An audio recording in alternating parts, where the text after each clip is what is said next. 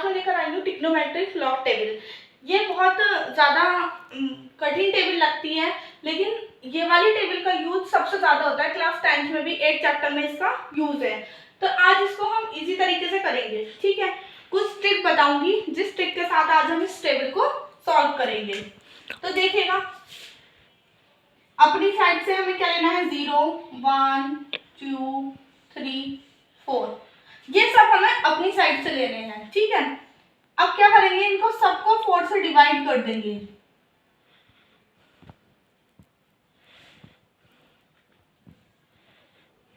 कर दिया। उसके बाद का वर्क है हमारा इन पर रूट लगाने का।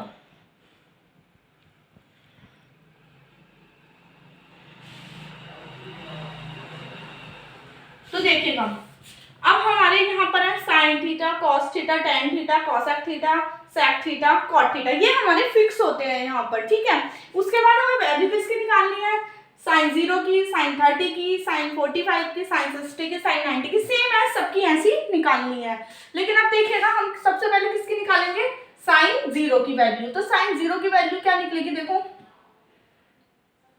यहाँ पर हमें हमारा फर्स्ट स्टेप क्या है, √0/4, ठीक है। √0/4 अगर मैं 0 को रूट से बाहर निकालूंगी तो ऐसे निकल जाएगा ये, ठीक है।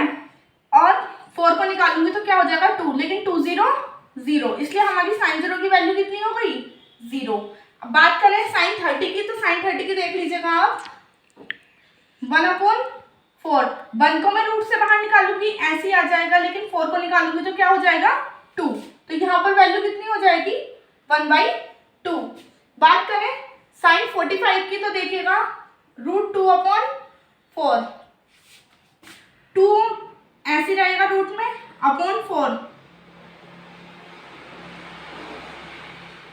2 1 जा 2, 2 2 जा 4, तो क्या मिल गया हमें पूरी वैल्यू, √1/2। तो वही हम यहाँ पर लिख देंगे √1/2। यहाँ पर देख लीजिएगा, √3 सेम एज रहेगा और √4 की वैल्यू कितनी हो जाएगी, 2। ऐसे यहाँ पर हो जाएगा, देखिए 4/4, तो क्या हो जाएगा 1, और रूट से जब हम 1 बाहर करेंगे तो क्या आ जाएगा 1, तो ये सेम एज हो जाएगा। साइन 90 कितना हो गया, 1। तो देखिए साइन 0 की वैल्यू 0 मिली हमें, साइन 30 1/2, साइन 45 मिला हमें √1/2, और साइन 60 मिला हमें √3/2, साइन 90 1। अब हमें कोसेक की वैल्यू, कोस की वैल्यू निकालनी है। क्या निकालना है, कोस थीटा। तो जो चीज हमने क्या किया है, साइन थीटा में हमारी जो वैल्यू मिली है उसको हम बैक साइड से लेकर चलेंगे आगे की साइड से, और सारी वैल्यू लगा देंगे। तो देखिएगा, साइन कोस 30 कितना, कोस 0 हो जाएगा 1, कोस 30 √3/2, ये यहीं पर आ गया। 45 तो ऐसे लिख देंगे सेम एज, और 1/2 0, ठीक है। कोस थीटा भी हमारा क्या हो गया, कंप्लीट हो गया।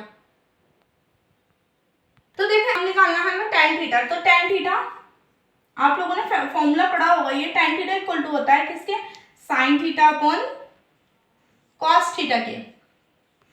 तो हमें क्या करना है, देखो वैल्यू निकालते चले जाना है। सबसे पहले हम किसकी वैल्यू निकालेंगे, साइन tan 0 की। तो tan 0 की वैल्यू क्या हो जाएगी, 0/1, तो 1 0 0, तो tan 0 हमारा कितना हो गया, 0। सेम एज हम यहाँ पर करेंगे, तो 1/2 डिवाइडेड बाय √3/2, 2 से 2 कैंसिल हो जाएगा, क्या बचा 1/√3। सेम एज 45 में करेंगे हम, तो देखिएगा √1/2 डिवाइडेड बाय √1/2, पूरा ही कैंसिल हो गया। पूरा कैंसिल होने का मतलब क्या बना, 1, ठीक है। अब बात करें इसकी, तो क्या हो जाएगा, देखिए √3/2 अपॉन 1/2, 2 से 2 कैंसिल, क्या बचा √3/1, 1 की नीचे कोई वैल्यू नहीं होती, तो यहाँ पर क्या आ जाएगा √3। अब क्या बना, देखो यहाँ पर 1/0। अगर मैं 0 से 1 को भाग दूं तो पॉसिबल नहीं है ना, तो क्या हो जाएगा यहाँ पर, इन्फिनिटी, या आप इसको हिंदी में बोल सकते हो अपरिभाषित।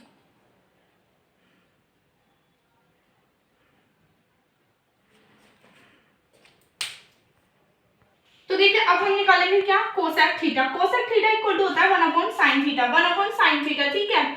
तो 1/0 1/0 का मतलब क्या हो जाएगा, फिर से वही चीज बन गई हमारी, तो हम यहाँ पर क्या लिख देंगे, इन्फिनिटी या फिर अपरिभाषित। ठीक है, अब देखिएगा यहाँ पर sin 30 को पलट दीजिएगा, 1/2 है तो क्या हो जाएगा यहाँ पर 2, यहाँ पर क्या है √1/2, तो यहाँ पर क्या हो जाएगा √2, क्योंकि अगर हम 1 लगाते हैं तो उसकी कोई वैल्यू नहीं होगी। अब यहाँ पर देखिएगा 2/√3,